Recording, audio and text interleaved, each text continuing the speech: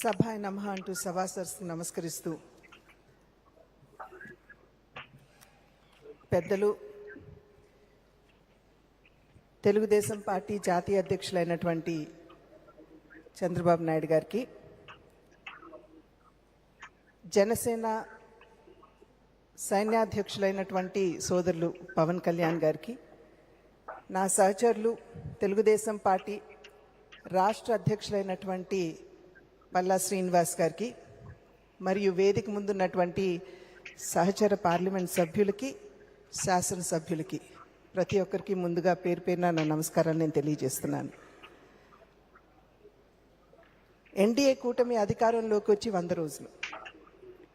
ఇందాక సోదరులు పల్లా శ్రీనివాస్ గారు వివరంగా ఈ 100 రోజుల్లో ఏదైతే ప్రజలకి ఎన్నికల సందర్భంలో వాగ్దానం చేశాము కూటమిగా, వాటన్నిటినీ నెరవేర్చినటువంటి సందర్భంలో లేదా చాలా వరకు నెరవేర్చే ప్రయత్నం చేస్తున్నటువంటి సందర్భంలో మనం సాధించినటువంటి పనులు, మనం చేసినటువంటి పనులు విస్తృతంగా మనం ప్రజల్లోకి వెళ్ళి తెలియజేయాలి అని చెప్పి వారు మనకి వివరంగా విషయాలన్నీ కూడా చెప్పడం జరిగింది.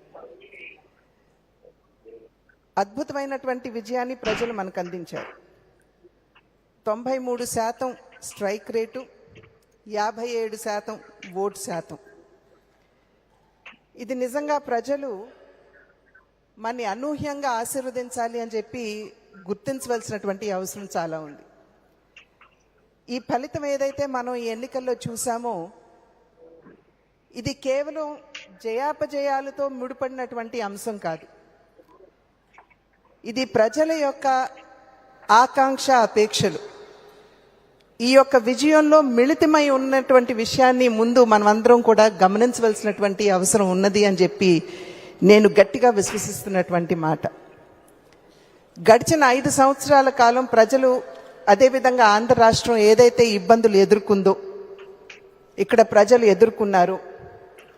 అభివృద్ధి అన్న మాటకి అర్థం లేకుండా పోవడం, పెట్టుబడులు రాష్ట్రంలోకి రాకపోవడం, పర్యవసానంగా మన బిడ్డలకి ఉపాధి అవకాశాలు లేకపోవడం, ఒక రకమైనటువంటి విధ్వంస వాతావరణం రాష్ట్రంలో ప్రబలి ఉండటం, అదేవిధంగా విద్వేషపూరితమైనటువంటి వాతావరణం కూడా మనం చూసాం. వాక్ స్వాతంత్రం ఎవరికీ లేదు. ఎవరైనా సరే గళం విప్పారంటే ఎస్సీ ఎస్టీ అట్రాసిటీ యాక్ట్ కావచ్చు, లేదా వారిని పిచ్చివారుగా ముద్ర వేసి ఏదో ఒక రకంగా అణిచివేత ధోరణి అవలంబించడం కావచ్చు, అదేవిధంగా మహిళలపై పెరిగిపోయినటువంటి అత్యాచారాలు, నాణ్యత లేనటువంటి మద్యాన్ని ప్రజల చేత తాగించి మహిళల పుస్తలు తెగిపోయే విధంగా వారి యొక్క ప్రవర్తన, అన్నింటికీ మించి అవినీతి పేట్రేగిపోవడం మాత్రమే కాకుండా రాష్ట్రాన్ని ఆర్థిక ఇబ్బందుల్లోకి నెట్టివేసినటువంటి పరిస్థితి. ఇవన్నీ కూడా ప్రజలు అనుభవించి ఉన్నటువంటి సందర్భంలో ఒక మంచి మార్పు రావాలి, ఒక మేలైనటువంటి ప్రభుత్వాన్ని, ఒక పార్టీని అధికారంలోకి తీసుకురావాలి, మంచి సుపరిపాలన ప్రజలకి అందిస్తూ ఒక పక్క సంక్షేమం, మరోవైపు అభివృద్ధి, ఈ రెండింటినీ కూడా సమన్వయం చేసుకుంటూ ముందుకు వెళ్ళేటువంటి ప్రభుత్వాన్ని తీసుకురావాలి అనేటువంటి ఆలోచనతోటి ప్రజలు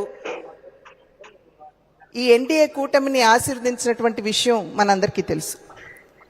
తెలుగుదేశం పార్టీకి ఉన్నటువంటి పరిపాలన దక్షత కలిగినటువంటి నాయకత్వం చంద్రబాబు నాయుడు గారిలో, అదేవిధంగా ధైర్యంతో ముందుకు వెళ్ళేటువంటి నాయకత్వం జనసేనకి పవన్ కళ్యాణ్ గారి రూపంలో ఉన్నటువంటి సందర్భంలో ఆ పార్టీ, అదేవిధంగా అంకిత భావంతో అవినీతికి తావు లేకుండా నిస్వార్థంగా ప్రజాసేవ చేయగలదు భారతీయ జనతా పార్టీ యొక్క నాయకత్వం, నరేంద్ర మోడీ గారు అనేటువంటి విశ్వాసంతో ప్రజలు ఈ 3 పార్టీలు కూటమిగా ముందుకొచ్చినటువంటి సందర్భంలో అనూహ్యంగా ఆశీర్వదించడం జరిగింది.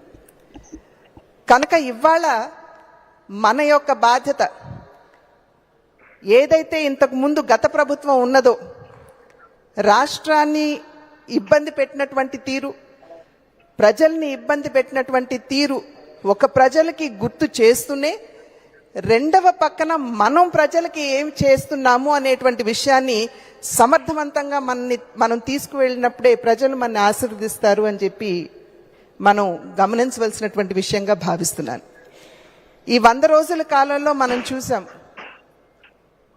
ఇంతవరకు కూడా ఆర్థిక వ్యవస్థని ఏ విధంగా గాడిలో పెట్టాలి అనేటువంటి విషయం మీద చంద్రబాబు నాయుడు గారు దృష్టి సారించినటువంటి విషయం. భారతీయ జనతా పార్టీ తరఫు నుండి సత్య గారు ఆరోగ్య శాఖ మంత్రిగా ఉన్నటువంటి సందర్భంలో వారు నవ్వుతూ మా పార్టీ మీటింగ్లో చెప్పినటువంటి మాట, మా ఆఫీసర్స్ పేపర్స్ పట్టుకుని వస్తే నా దగ్గరికి పలానా చోట డబ్బులు ఉన్నాయండి, ఇవి మనం కట్టొచ్చు అని చెప్తారేమో అని చెప్పి నేను అనేక సందర్భాల్లో నమ్ముతాను. కానీ వారు నా ముందుకు వచ్చి కూర్చున్న వెంటనే ఇక్కడ మనం అవుట్ స్టాండింగ్ ఉన్నాం, అక్కడ మనం అప్పులు చేశామని చెప్పి చెప్పడం తప్పించి ఎక్కడా కూడా మనం ఆర్థికంగా పరిపుష్టిగా ఉన్నాం అనేటువంటి విషయం ఎవరి దగ్గర నుండి కూడా మాకు వినపడటం లేదు అనేటువంటి విషయాన్ని వారు అనేక సందర్భాల్లో చెప్పారు. ఇవాళ కూడా మనం చూసాం, ముఖ్యమంత్రి గారు స్వయంగా చెప్పినటువంటి విషయం, ఏ విధంగా డిజాస్టర్కి అని చెప్పి కేంద్రం ఇచ్చినటువంటి నిధులు ఉన్నాయో వాటిని సైతం కూడా దారి మళ్లించినటువంటి పరిస్థితి ఇంతకుముందు రాష్ట్రంలో ఉన్నటువంటి విషయం ఇవాళ కూడా మనం మీడియాలో చూసాం. అయితే ఇవాళ పరిపాలనా దక్షత కలిగినటువంటి నాయకత్వం ఎన్డీఏ కూటమికి ఉంది. తప్పకుండా రాష్ట్రాన్ని గాడిలో పెట్టగలదు అనేటువంటి విశ్వాసం ప్రజల్లో ఉంది. అదేవిధంగా కేంద్రం కూడా ఇవాళ అన్ని విధాల రాష్ట్రాన్ని సహకరించడానికి ముందుకు వస్తున్నారు. పోలవరానికి సంబంధించి 12,500 కోట్లు ఇచ్చిన, అదేవిధంగా అమరావతి నిర్మాణానికి కట్టుబడి 15,000 కోట్లు ఇప్పించడానికి ముందుకు వచ్చిన, రైల్వే జోన్ విషయం కావచ్చు, అదేవిధంగా విశాఖ స్టీల్ ప్లాంట్ కావచ్చు, ఈ విషయాలన్నింటి మీద కూడా దృష్టి పెడుతూ ఏదైతే రాష్ట్ర నాయకత్వం అపేక్షిస్తుందో దానికి అనుగుణంగా సంపూర్ణమైనటువంటి సహకారాన్ని అందించడానికి కేంద్ర ప్రభుత్వం కూడా సన్నద్ధంగా ఉన్నది. కనుక ఈ విషయాలన్నింటినీ కూడా మనం ప్రజలకి సమర్థవంతంగా మనం తీసుకువెళ్ళి చెప్పగలిగినప్పుడే ఒక పక్క మనకి సోషల్ మీడియా మాధ్యమంగా కావచ్చు, రెండవ పక్క మనకి మీడియా మాధ్యమంగా కావచ్చు, కానీ అన్నింటికంటే మిన్నగా కార్యకర్తల మాధ్యమంగా మనం ప్రజల వద్దకు వెళ్ళి విషయాలన్నీ తెలియజేసినప్పుడు ఖచ్చితంగా ప్రజలు అర్థం చేసుకుని రాబోయే కాలంలో కూడా మన పక్కన నిలబడతారు అనేటువంటి విశ్వాసం నాకు గట్టిగా ఉన్నది. కనుక ఆ సందర్భంలో ఈ 100 రోజులు మనం అధికారంలోకి వచ్చినటువంటి నేపథ్యంలో ఇటువంటి కార్యక్రమాన్ని నిర్వహించుకుని ప్రతి ఒక్క విషయాన్ని చర్చించుకుంటూ ఏ విధంగా ప్రజల వద్దకు వెళ్ళాలి అనేటువంటి అంశాన్ని ఒకసారి సమీక్షించుకుంటూ ముందుకు వెళ్ళటం అనేది ఇది స్వాగతించదగ్గ విషయంగా భావిస్తూ, ఇది ప్రారంభం మాత్రమే. పెద్దవాళ్ళు అన్నట్లుగా every journey begins with the first step. ప్రతి ప్రయాణం మొదటి అడుగుతో ప్రారంభం అవుతుందని చెప్పి ఏదైతే పెద్దలు చెప్తారో ఇది ప్రారంభం మాత్రమే. ఇటువంటి సమీక్షా సమావేశాలు కావచ్చు, లేకపోతే అవగాహన సమావేశాలు కావచ్చు, ఈ కూటమి ఖచ్చితంగా నిర్వహించుకుంటుంది అని చెప్పి విశ్వసిస్తూ నాకు ఈ అవకాశాన్ని ఇచ్చిన పెద్దలందరికీ, మీ అందరికీ పేరు పేరున ధన్యవాదాలు తెలియజేసుకుంటూ సెలవు తీసుకుంటున్నాను. జై హింద్.